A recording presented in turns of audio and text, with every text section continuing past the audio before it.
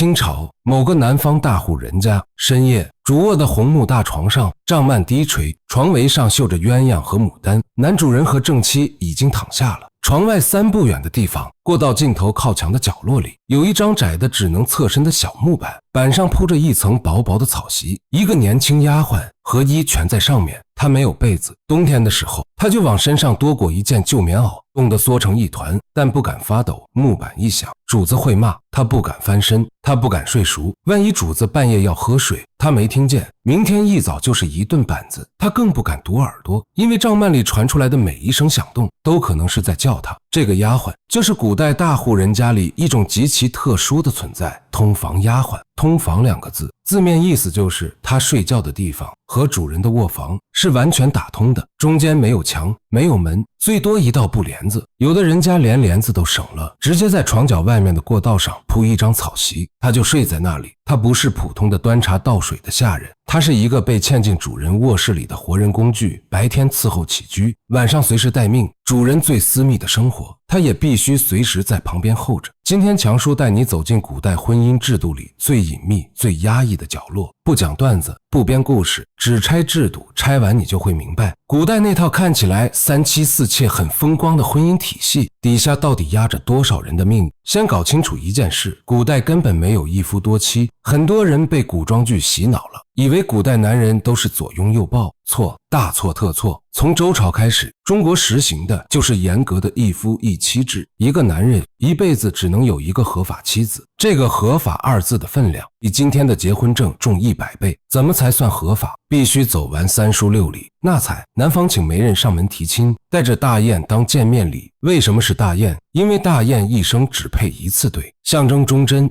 问明，双方交换生辰八字，拿去庙里占卜合不合，八字不合，这门亲事当场作废。那吉，占卜结果是吉，正式通知女方。那征，下聘礼，重头戏，男方要拿出家底里相当一部分的真金白银绸缎布匹送过去，聘礼不够，女方有权翻脸请妻，商定婚期，挑黄道吉日，亲迎，男人穿礼服戴官帽，带迎亲队伍到女方家，用8台大轿从正门堂堂正正把新娘抬回来。这套程序走完，耗时几个月到1年，花费巨大，但只有走完全套的女人才能从正门进入男方家族，名字写进族谱，死后牌位放进祠堂。这个女人就是正妻。正妻的地位不是老公给的，是国家机器给的。唐朝法律写着，男人把正妻降格为妾，判流放充军2年，正妻还活着又娶平妻，第2段婚姻判无效，男人坐牢1年。明朝更狠，小妾敢辱骂或殴打正妻，正妻去官府一告，直接把小妾拖出来打80大板。古代衙门的板子不是闹着玩的，80板子结结实实打下去，皮开肉绽，一个女人10有8九就没命了。大清律更细，妾不能与正妻同桌吃饭，正妻坐着，妾站着伺候，正妻赏饭，妾才能吃。法律把正妻的位置焊死了，谁都撼动不了。那妾呢？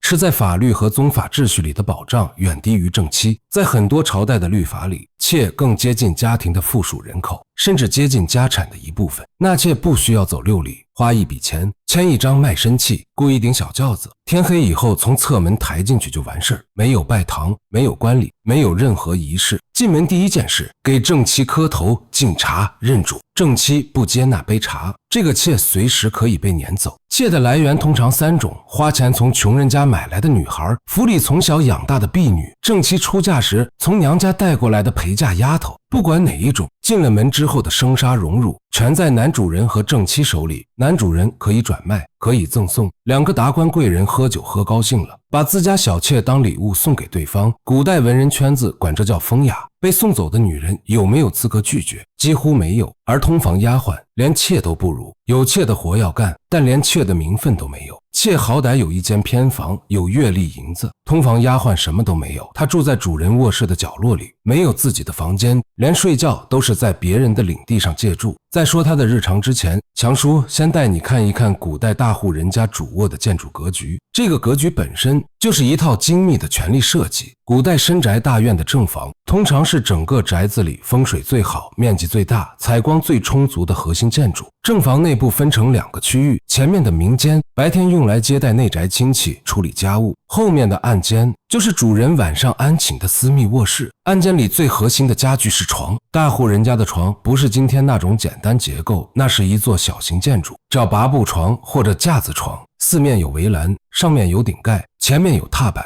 围栏上雕花挂帐幔贴金漆，整座床占地5-6个平方米，像一间迷你房间。床前方有一个叫踏板的木质延伸平台，主人上下床踩这个平台，平台够宽的话还能放一张小几、一个痰盂、一个烛台。通房丫鬟的位置就在这个空间的边缘地带，条件好的人家会在暗间侧面开一个小耳房，面积极小，3-4个平方米，放一张窄床。耳房和主卧之间没有石墙，只有一个连门框都没有的拱形通道，通道上挂一层纱帐。主卧里有人翻身、咳嗽、叫一声，耳房里必须听得清清楚楚。条件差的人家根本没有耳房，通房丫鬟就只能睡在拔步床前面的踏板上，或者在床外的过道里，屏风后面铺一张草席打地铺，冬天冻得缩成一团，夏天闷得喘不过气。更难堪的是距离太近，主人在帐幔里的任何动静他都被迫全程听着。这种居住方式不是偶尔的，是每天的，不是某一户的特例，是大户人家的标配。他从设计之初就写死了一件事：通房丫鬟没有隐私，没有个人空间，没有属于自己的任何角落。他的整个存在都是为了让主人在任何时刻、任何需求下，第一秒钟得到响应。强叔带你还原一下他一天的生活。天还没亮，大概卯时，早上5点，他在木板上睁开眼睛，先竖耳朵听帐幔里的呼吸声，确认主子还在睡，他悄无声息坐起来，把草席和旧棉袄卷好塞到角落。白天不能有他睡过的痕迹。他去端洗脸水、茶盐水、热毛巾，等正妻起身，跪在旁边伺候梳头、更衣、戴首饰。正妻今天梳什么发髻，插哪只簪子，穿什么料子，这些他必须提前想好。说错了，轻则白眼，重则巴掌。伺候完正妻，再伺候男主人穿衣、整理官帽、系腰带。早饭主子在堂屋吃，他站旁边布菜、斟茶、递手巾。主子吃完了，他去厨房吃下人的饭，1碗白粥，2块咸菜。上午跟着正妻处理内宅事务，正妻见客，礼账分月钱，训斥下人。他站在旁边端茶递物，传话跑腿。中午正妻写午觉，他不能歇，收拾主卧，检查蜡烛，灌热水壶，去厨房看晚饭的菜色。下午可能被叫去给正妻捶腿，也可能被男主人叫去书房磨墨。磨墨的时候被占便宜，他不能吭声，回来被正妻看出端倪，也不能解释，解释就是辩嘴，辩嘴就是不敬，不敬就是一顿打。到了晚上，一天里最难熬的时候，铺盖打开，蜡烛灭一盏留一盏，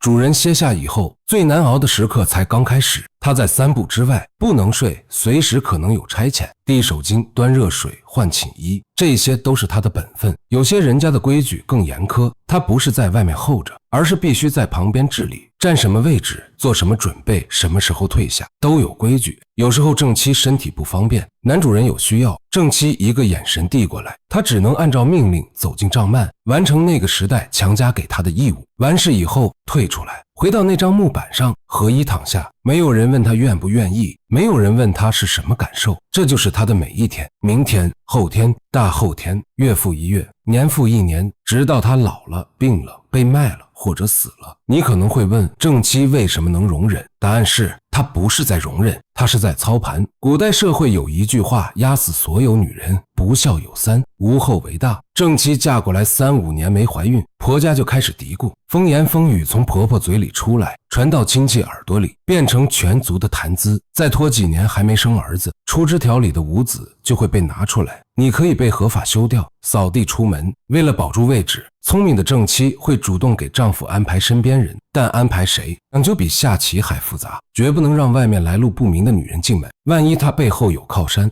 万一她生了儿子翻了脸，万一她年轻貌美勾住丈夫的心，正妻名义上还是主母，但男人天天去偏房过夜，满府下人都看在眼里，脸面一点点丢光，所以正妻一定优先选自己的陪嫁丫头来当通房。这些丫头的身契在正妻手里全家老小的命运攥在正妻娘家手里，忠诚度经过10几年验证，让自己人去占住那个位置。与其让外人来抢，不如让自己人来守。正妻通过主动让出丈夫身边的位置，换来的是绝对的后院控制权。这不是感情问题，这是权力的交换。读过《红楼梦》的朋友一定记得平儿。平儿是王熙凤从娘家带过来的陪嫁丫鬟，后来被安排给贾琏做通房丫头。王熙凤是贾府里最有手腕、最善妒、最不能容人的女人。她把贾琏身边其他女人要么逼死，要么赶走，手上沾着不止一条命，唯独留了平儿，因为平儿是她的人，帮她管账、盯梢、传话、收拾烂摊子。贾琏在外面搞什么事，平儿第一个知道，第一个报告。刘平儿还有更深一层意思，堵住贾琏的借口，你要人伺候，平儿在，你还想往外找，不行。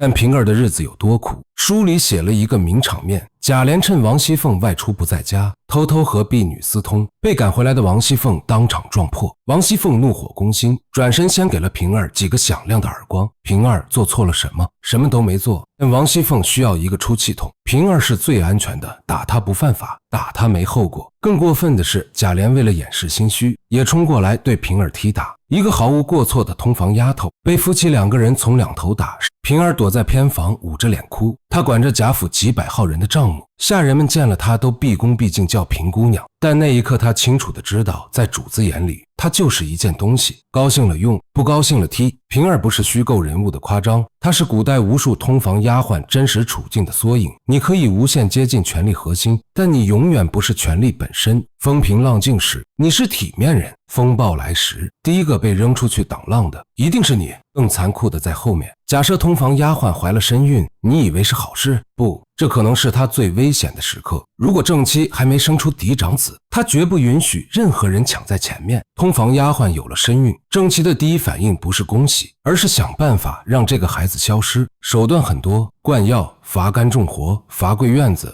故意不给吃饱。怀着孕的身体撑不了几天折腾，就算命硬，孩子生下来了，孩子也不是他的。古代宗法制度下，妾和通房丫鬟生的孩子叫庶出，庶出的法定母亲是正妻，孩子必须叫正妻母亲，叫亲生妈妈姨娘。正妻可以把孩子从亲生母亲身边抱走自己养，亲生母亲连看望的资格都没有。庶出的孩子不管多出色，继承权永远排在嫡出后面。正妻的儿子哪怕是废物，也天然拥有家产和爵位的优先继承权。庶出的再能干，除非嫡子全部不在了，否则极难越过去。这就是嫡庶之别，不是能力之别，是血统之别。从出生那一刻起就被制度盖上的钢印。讲到这里，你可能会问，为什么古代女人就接受了这一套？因为从出生那天起，整个社会就在系统性的改造她们的认知。穷人家的女孩从小只能学洗衣、做饭、纺线织布，一辈子的世界就是灶台和纺车，很多人连自己名字都不会写。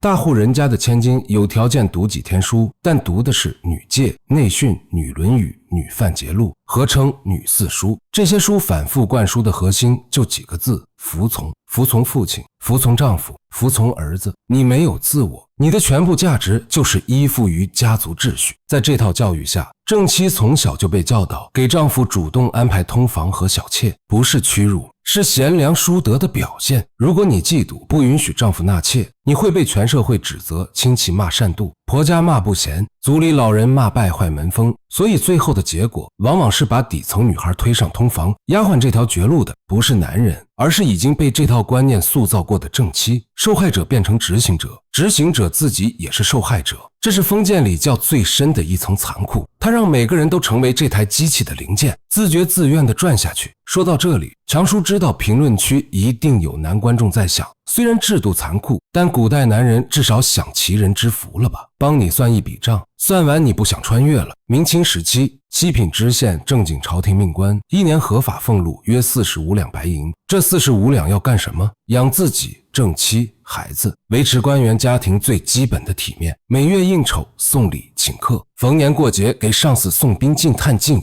在物价不低的江南或京城，这点钱勉强够一家几口过日子。你要纳妾，买人的钱、偏房修缮费、每月月例银子、逢年过节赏赐、生了孩子的奶妈费、补品费、将来嫁妆或彩礼。一个妾一年最低10几两银子，45两年薪，养完家再养妾，不靠灰色收入根本撑不住。真实的历史能养得起妾和通房丫鬟的，要么是巨贪，要么是大地主，要么是顶级豪商，占总人口不超过 5%， 剩下 95% 的男丁能凑够彩礼娶一个老婆就算不错了。大量底层男人打一辈子光棍，你穿越回去，大概率是大户人家产马粪的家丁，或者田里刨食的佃农，赶上灾年还得把老婆5点出去。什么叫典妻？把结发妻子像典当物件一样租给有钱人家，双方请中间人签契约，把妻子租给某富户3到5年，租金几十斤糙米或几串铜钱。租借期内，女人必须为富户生下男丁，生完了，租期到了，她才能回到穷丈夫身边，但孩子，她10月怀胎生下来的亲骨肉永远留在富户家里。她这辈子别想再光明正大给那个孩子一眼。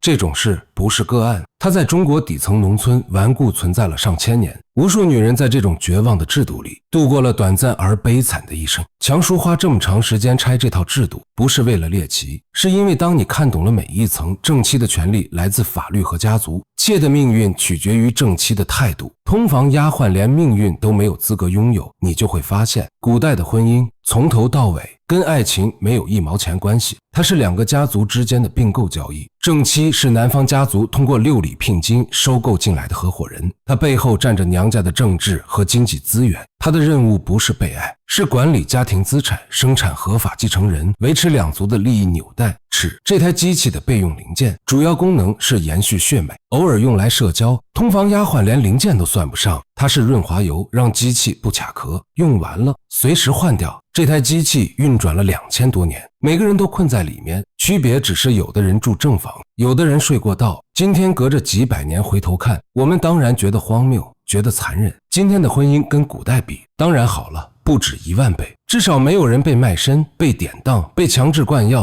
被当礼物送人。至少法律保护的是每一个个体。但强叔最后想多说一句，古代的婚姻是2个家族明码标价的交易，那今天呢？今天的婚姻里，感情占了几成，交易占了几成？这个问题没有标准答案，但值得每个人想一想。古代那张草席上蜷着的那个年轻丫鬟，没有人问过她愿不愿意，今天至少有人会问你，这就是2000年最大的进步。今晚听到这里的朋友，把你的答案扔在评论区，一句话就行，强叔会一条一条看。觉得这一期拆得透的，顺手点个订阅，关注强叔，咱们下期接着拆，下期见。